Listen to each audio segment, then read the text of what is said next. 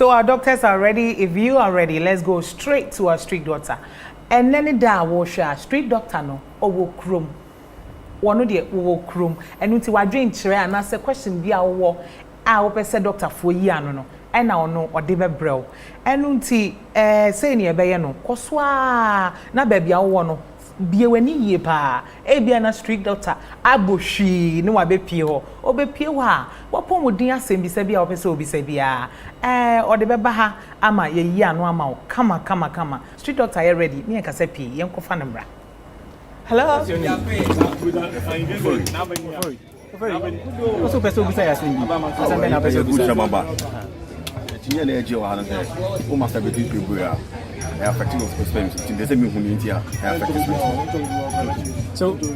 Ofori here has an interesting question. He wants to find out if constant or frequent masturbation can cause a depletion of your sperm. Right.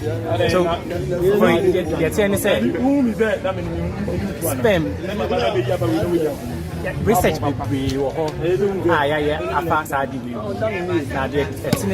sperm asa who use sperm no now body no so produce sperm no inti enya likely say obetimia masturbate ama sperm no na asa inti but unim yembusa omomo studio no so de omo so de na yenti de omo so better. Okay, Sylvester. Masturbation. Well, I mean, the straight answer to Ofori is no. Masturbation does not necessarily deplete all your sperm stores and make you infertile. No. What happens is, unlike in women where you are born with a pre-packed number of eggs that with time or each time you ovulate, the levels are reducing. In men, we are fortunately producing almost every 2 to 3 days. You know, so it's a constant flow of production. And so the sperms are produced and stored in some reservoirs. So each time you ejaculate, you've just emptied some of the reservoirs. Quickly they get filled up. But it only becomes an issue if the man who is constantly masturbating and wasting the sperm is in a relationship where they are trying to achieve pregnancy. You can imagine in that case, then you're not making the sperms available to fertilize the eggs for the woman to get pregnant. But just masturbating, which we don't encourage anyway, except for medical reasons. For instance, if you came to the hospital and we need your sperm for some analysis, and you think the only way you can get it is to masturbate, fine. Or we need it during fertility treatment to fertilize your partner's eggs, fine. Otherwise, no, it does not, but we don't encourage it. Just say me mati bibiu. Mati say yes say mema no time cha. Ayana mutita ya moyapa. Girl, this one day it's not true. It's not true. I'm sure probably the guys are just using it for an excuse so that they can probably do some things. But there's really no link between the sperms being accumulated and the brain to cause a headache. It's far from that. I mean, there are so many people who I can say then they abstain for quite a long time. And I'm sure our hospitals are not filled with young men who are saying they've got headaches. So it's totally not true. It's not related. Okay, on that note, let's go back to Street Doctor. Sylvester. All right. Sorry. And then that's it. All right. Wow. Abrante ne srepa na che say so kwa wonye biomu. So I just said doctor hye no nko an obayu yenhwe. Street doctor say wo bi foforo eka ho ntino. Ye be kwa akwohwe say nipa na ye krado na yaje ono. No, we're still at the art center. I found somebody else who's also willing to ask us a question. So let's get close to him and find out what his question is. Hi, boss, what's your name? My name is Shoka. Shoka, so let's hear your question, Shoka. Okay. Doc, I want to know whether there is breast cancer in men. Okay. So, yeah, Shoka. So, as you can obviously see, women have bigger breasts than men do. In fact, even in adult males, the size of their breast is smaller than girls before puberty. But there's still breast tissue. So once there is breast tissue, there is a possibility that there will be breast cancer as well. So yes, there can be breast cancer in men too. So, but guys in the studio, what more do you want to add to the answer for Shoka? What more do you want to add to the answer? Yeah, I think Dr. Sylvester has done a good job at, answering him. it's true that yes, you can have breast cancer as a male. Naturally, when you're born as a male, female, you both have breast tissue. But then obviously after puberty, that for the girl begins to grow bigger, okay? But once there's breast tissue, a man can get cancer of the breast. But this is very, very rare. It's not common. But then having said that, it's very important that the men also observe themselves. Because if you notice a lump in your breast suddenly, which wasn't there, appear, and you realize that the skin around that area is changing, or probably even having breast discharge, I mean, these are signs that could point to cancer. But the good thing about this is that it's actually, if you pick it up early, something can be done about it. But commonly, it's more found in the older men than rather in the younger men. So I think, yes, indeed, men can have it. As a doctor, I've seen a couple myself, which was quite interesting or surprising. So let's be careful and not think that, okay, it's only for the women. But also check yourselves once in a while so that if you see something out of the ordinary, you can bring it to the hospital, we check it. If it is, we can do something quickly about it so you can be safe. Maybe I remember they normally more breast no chest no nyai but you remember be so my kesia wo mo nufu no so abobo ato so pa na enu na emi se wanhwe ya ebe ha no na se obi a se flat we ye den obi timi anya. Oh Gloria, I know the flat or full, I know it's different. There's a difference between normal breast tissue, whether it's in a normal woman or an obese man, and then tissue that is breast cancer. I know it feels different. It's distinct. I mean, who examine one now be who. Like the way you will feel, you know, and examine the breast, men should also learn how to do it. And then when you notice a difference, you should be wary of it and report to the hospital. And a young queen, and say shock and pese breast cancer be a shocking. And me assure say by now they were tears say. All right, thanks guys. Thank you, what a shock. Thank you. See you. Wow. We'll be right back.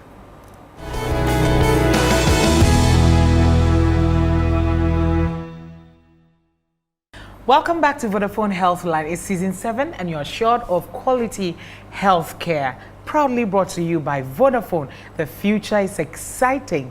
Ready? Me kachre mo say ebedum rebia ye beba koje ya pomudi ana say e ba kohwe ye didie mu kakra na eno eye dwumedie ba ko a e wo show yi so eno ti ebraso na ye nutritionist nso aye krado amaye pa ene eniema bebre na sisi won table no so a wo mo embi ombe no aduane bia me yedi yenim de ekom de me pa enti mum yonko ho ne yonko hwe de Reggie any frema e wode mayen. Hi. Hello. Hey, I'm often a Jerry Muse. Yeah, that's it.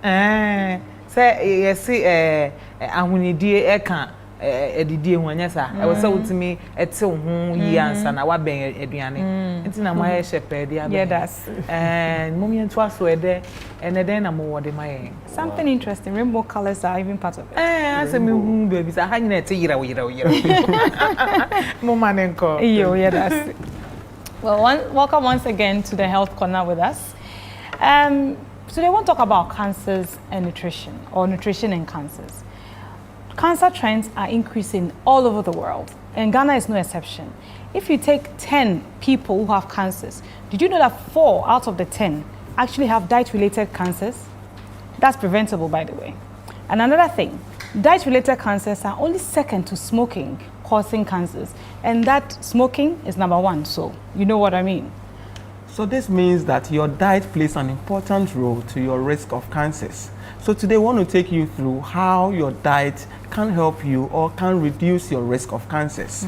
Now I want to start by mentioning overweight and obesity. The World Cancer Research has shown that about 13 different cancers can be increased in somebody who is overweight or obese. As you can see on the screen, there are various cancers starting from tumors in the brain all the way to cancers that are associated with the blood. What it means is that by maintaining a good body weight or reducing your weight if you are overweight and obesity or obese, remember we'll be talking about overweight and obesity later on into detail. High consumption of salt has been associated with stomach cancer. Now, when I talk about salt, it's not just any salt at all you need is about a teaspoon in a day. That's about 6 grams of salt in a day. Yes. However, the research was focused on, they call it Chinese style salted fish. Yeah.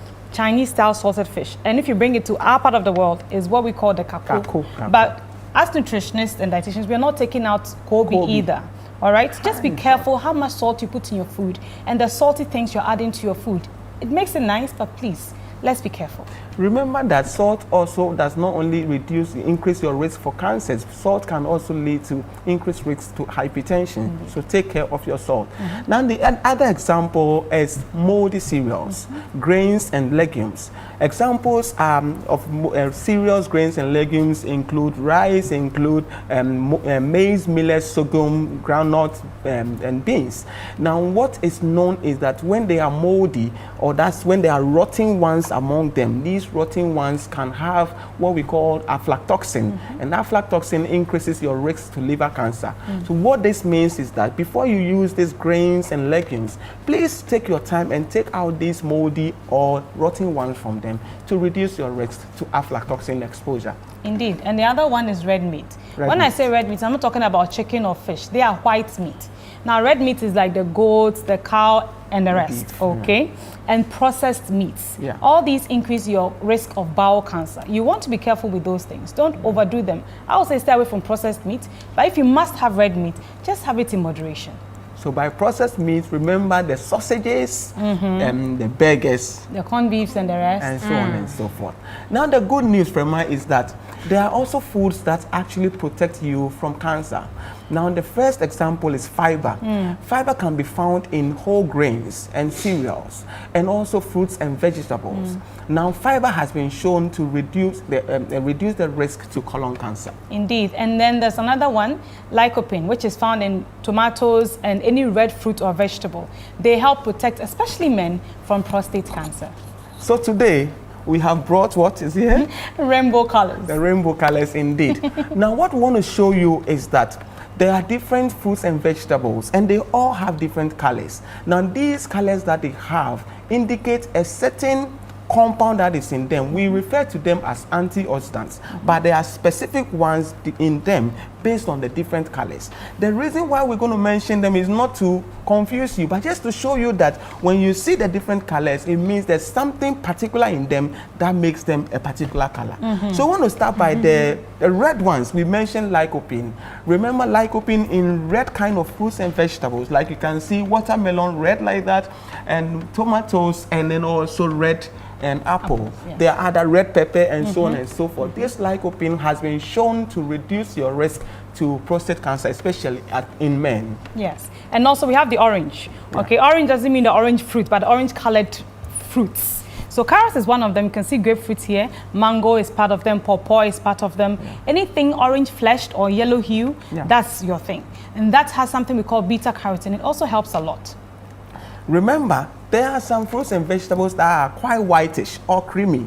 So this is garlic, but we also have onion. Now garlic and onions and the whitish type of fruits and vegetables have what we call indoles and sulforanols. These are also important antioxidants that can reduce your risk to cancers. And the allicin in this type of group also help with blood pressure. That's why people keep saying garlic and blood pressure is key. But doesn't mean it solves everything.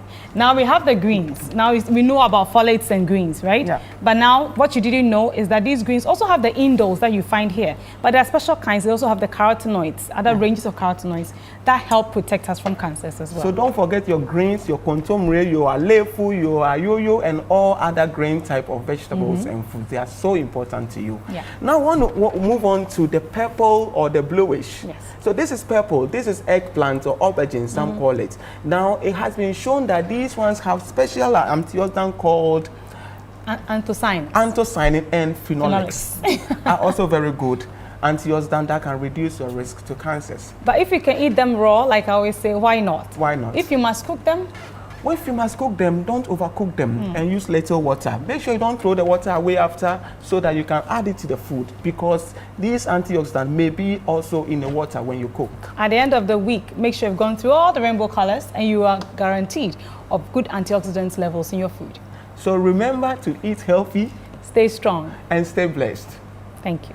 Thank you. Thank you too. Pacho, Muria, mon set me fruit salad bina. Me fan share me how far.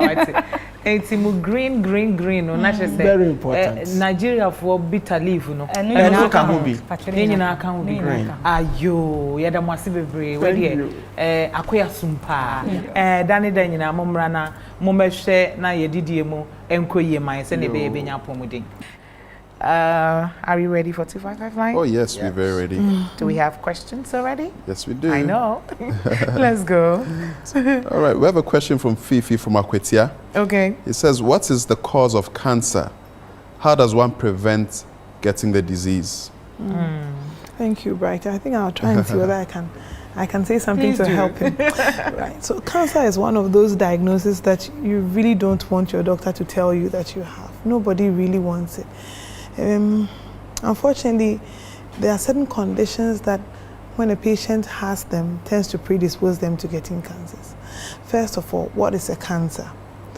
So a cancer is said to have occurred when cells in the body begin to grow faster than they are expected to. And why would a cell begin to do that? Or what would make a cell decide, I'm going to grow? Yes. You know, cell growth in the body is programmed. The body tells cells grow and they grow, stop growing and die, and they stop growing and die. So there's a lot of order that goes on in the body. Now, if for some reason this order is tampered with, or there's an imbalance, and the cell decides to go on a coup, that I'm saying the body says die and says I'm not going to die, or the body says now stop growing, says so I'm not going to stop growing, I'm going to keep growing. Then depending on which organ in the body that is happening, you can have the cancer in that area. The sad thing with cancers, especially the bad ones, because they are good ones. I mean, sometimes the growth is there, it stays there, it doesn't cause too many problems.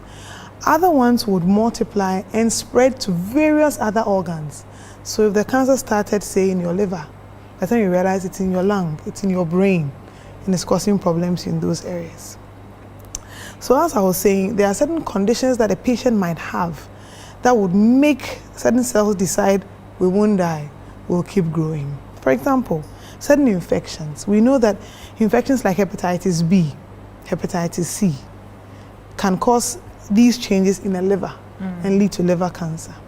We also know that cancers like cancers of the cervix, cervical cancer, which is probably the number 2 commonest killer, cancerous origin among women, is associated with human papilloma virus, which is an infection that tends to fester in the area of the cervix. So those are some of the reasons why people, would develop cancers. And there are various different types of cancers. So how do you sort this out? How do you prevent this? Obviously, it becomes difficult to prevent every form of cancer. Really, you don't know when the cell is deciding, I'm going to multiply, I'm not going to die. But we do know that certain screening tests are available which can help you to pick it up really early. And when it's very early and it hasn't spread to so many areas, the outcomes are better when we treat. The options are surgery, chemotherapy, radiotherapy, so many things that when you go to the hospital can be done to help salvage the situation. So screening programs must be highlighted, must be emphasized, must be drummed home so that everybody, takes precaution as far as certain cancers are concerned. So learn to examine your breast, do that pap smear to look at your cervix, screen for hepatitis B. So many things that can be done with different cancers so that we can pick it early and the patient's life is spared. Wow. So there are a few things. Yes, indeed. There are a few things that puts a person at risk of cancer. We have 2 categories: the modifiable factors and those that you can't modify, or unmodifiable factors. So naturally, as you age and you grow old, your risk of developing a cancer increases. Again, if somebody in your family, especially somebody who is like your mother, your father, your sister, or your brother, has had cancer, it means your chances also are increased. Exactly. Now, things that are modifiable are your lifestyle. There are certain foods that predispose you to getting cancer. Certain things you do like smoking, alcohol. Again, obesity is something also that increases your chances of getting cancer. So it's these things that you look at, that if you find that you indulging in activities that can predispose you, or perhaps, let's say you have it run in your family, somebody in your family has had it. It just tells you that you have to be more cautious and take what Dr. Abba said seriously. That is screening, check, periodically, then you go and check. So it's very advisable that naturally, as we're all growing old, you become more concerned about these things and take precaution by screening to see if perhaps it's creeping up. Because the thing about cancer is that once it's caught up early, it can actually be cured. But then if you don't catch it early, then you just have to manage it, and eventually the unfortunate happens. Wow, they say chemo is a killer before the killer. How true is that? Just briefly, we need to really rush into the adults. Yes, so that is the perception, because our people, or many people, don't seek help early. And so by the time they come, most of the cancers are advanced that surgery may not help. So our only option is chemo. And chemo is like using very strong medications to attempt to kill the cancer cells. But these medications are unable to say, okay, this is cancer cell, let me kill it. This is a normal cell. No. So they eventually kill most cells that are fast growing in the body. And so if you don't report early, already the cancer has weakened your body. And the chemo is finishing those cells again. So your body will feel the effect a lot more than if you came earlier. Then the chemo is a lot easier on you, and you're able to handle it better. And of course, the outcomes tend to be a lot better. Thank you so much, doctors. More questions in there. Ebi ohopa now. So, say, your doctors na bo boni nyina atofa. Ni oma ka nyina if questions are aka ye be didi hu nkomo nyina. Enti me sure pa say wafa bibi e de afri mu. Ye ba biomu a. Ye ba buemu a. Ye be hia mpanyimfo nko a atena TV echi. Esan say baby aye kono. Eye adults only. Na ye bisa mo say ekwan demu ana. Baby, clear. All right, doctors. All right. Acquind him. Maybe I come on. There's a really interesting one here. I think that a lot of people are very interested in finding out what the answer would be. So an anonymous writer says, I started having sex from a young age and I love it. And because of that, I'm unable to keep to one sexual partner. Sir? But I've been told that that can put me at risk of some cancers, specifically cervical cancer. Is that true? What would I do? And you're true. Very true. It's an important question. Yes. We know that cervical cancer, which is the second common cancer among women in Ghana, has so many risk factors that are important factors that once we're able to address them, we can curb the prevalence of this cancer. Cervical cancer basically is a cancer that affects the mouth of the womb. If you can see from the screen, the womb has a tiny mouth. I'm just going to show this, Dr. Byrite, you push the other one for me. Easy. So this is a picture of the womb, and this area here is the mouth of the womb, which is the cervix. And this small organ here catches cancer, and that is the #2 killer cancer among women in Ghana. And that cancer starts, if you see the second one, it starts off slowly. You see the color has changed, then it is spreading. This one is pushing down into the vagina. Then here, apart from that, it is going into the rest of the womb. And from there, it spreads to the liver, to the spine, to the brain, to the lungs, and then it's taking you away gradually. And so this cancer is related to those who have sex very early, because the cervix, which is the mouth of the womb, is not matured at the time. So there's some particular virus that gets access to that place and changes the cells there to become cancerous. And that can go on for 10 to 15 years without giving the woman any symptoms. By the time you come with this symptom, you have had this infection for more than 10, 15 years. And so apart from having sex early, having multiple sexual partners, if you are immunosuppressed, or if you don't use protection, unprotected sex, those who have so many children, more than 5, or those who smoke, like we have said, they are all at risk of catching this cancer. The worst part is, if you have this cancer growing in your cervix, and you do the regular screening test we do, pap smear, just 5 minutes, we take a brush to brush the cervix, put it on the slide, take it to the lab. It says, few cancer cells. We quickly go and deal with it. You're saved. and we say every year, let's do that every 2 to 3 years, then every other place in the developed world, that is what has saved them from cervical cancer. So she's very right. She has to stop changing boyfriend. And the risk is if you have your boyfriend who also has other sexual partners, you are equally at risk. So no. Gloria, then can I ask, Promise, so would it be right to say that cervical cancer is sexually transmitted? Yes, that's what we say. In about 99.8% of cases, it is sexually transmitted.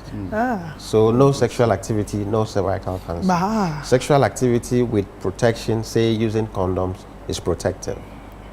Wow. So I guess the take home is regular screening.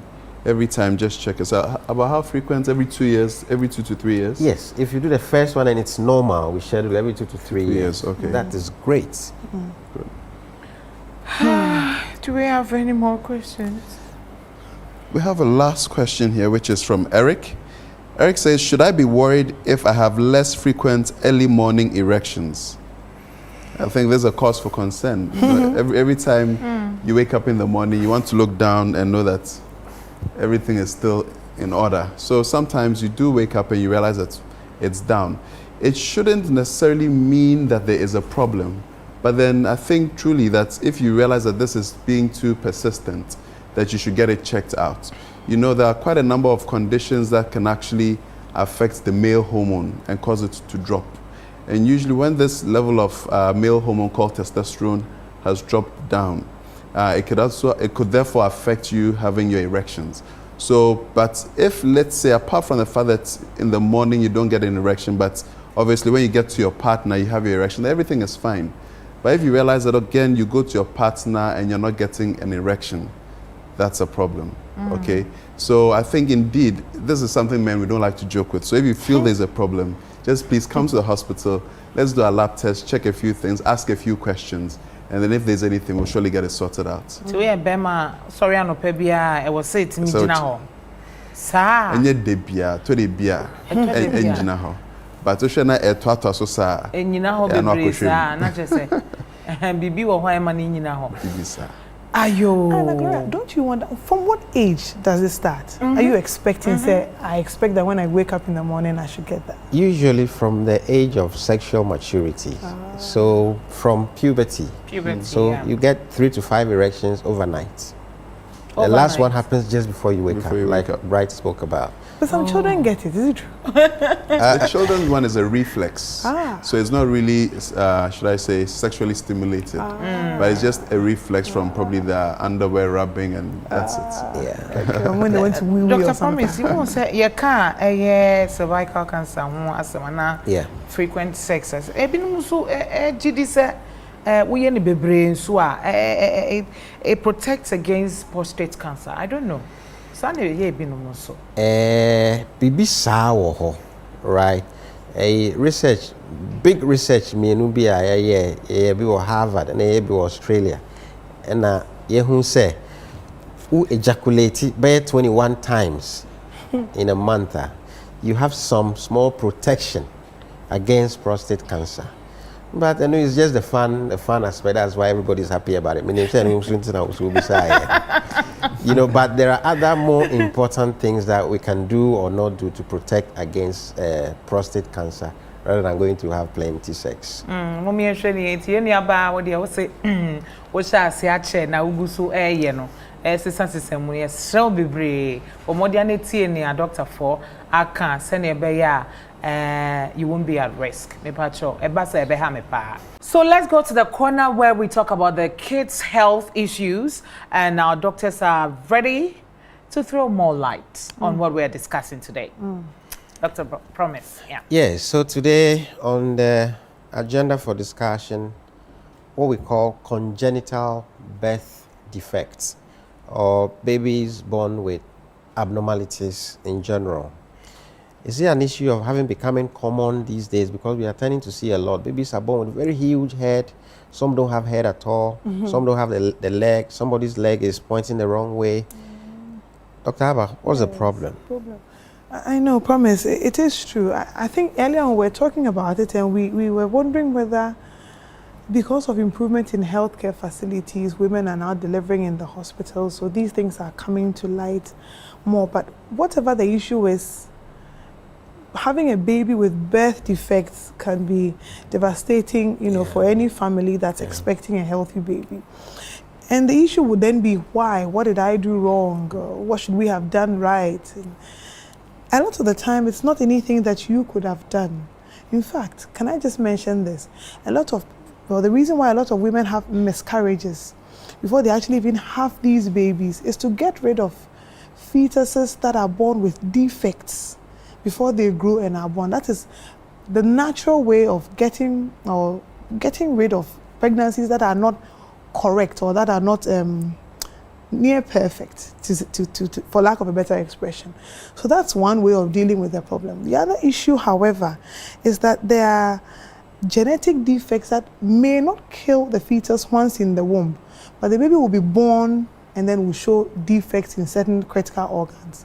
So like Promise was talking about, some babies are born with really huge heads, or heads without the skull, or problems with their spine, or minor ones like extra digits or low set ears or abnormalities in the limbs. You know, some children are born with feet that actually point like this. So anything that a baby presents with at birth, which is not what you are expecting, could be classified as a birth defect.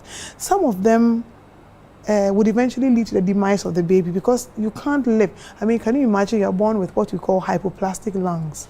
Your lungs, where you breathe air into, have not grown. How are you going to survive?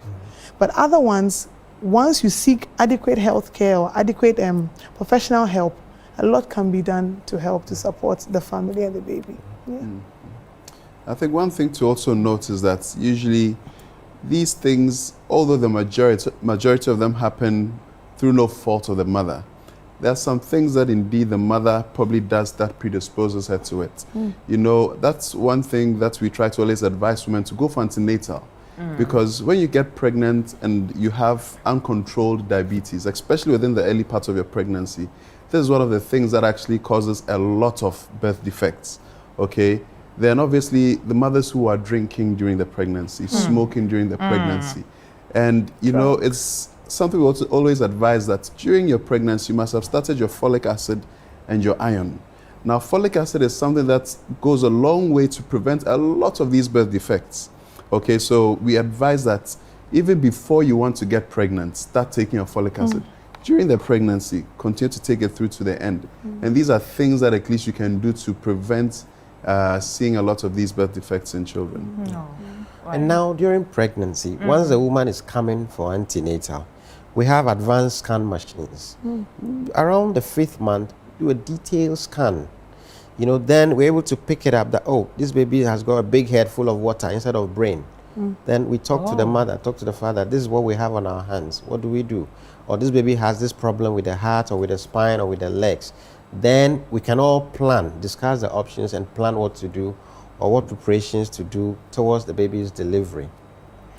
The most important thing that we can do is encourage all the women to, like Dr. Byrite said, start folic acid, or even if possible, if you have some medical condition that puts you on some medication, before you get pregnant, see the doctor. Because some medications are just not safe to be taken and you get pregnant. And so we'll change it for you.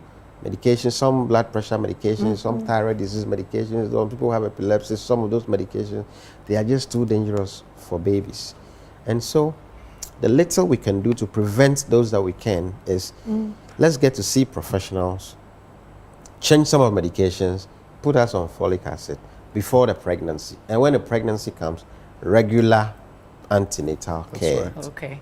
Aya yete se obi o ha ofa yefunu foforo na wo sha assess o pese wo de bibi ka yefunu no a na onunum niema de niema bi hihye ho a e ka ho na ma mmofra ne ba a omo be yesa no ne no kra wo mu ni sen. The herbal medication teach you and it causes our problem. Because unum herbal medication, it be a who say yeah baby, but you don't know what else it is doing to the other organs in your body, especially to the little tiny fetus. Herbal medication, baby. So baby now oh yeah ma, ebema baby number with all sorts of defects. You know. Omo banso ana fe omo mpese omo amoba kra. Omo bebe no nti se wonye ready dia. Enko ho kra na emfa emofra no so emeto ase. We se omo nyi ana omo afo kwa womu ntimi emben womu nkobi. Wa wo ye maame kra na enema aye basade ama mum ye nhwe ne sase ne be ya ye be wo mofra from na omo ba be sum Ghana magana so akona nim ye. Ye da si bebre ya doctor for mo ahwe ye mofra na mayen fe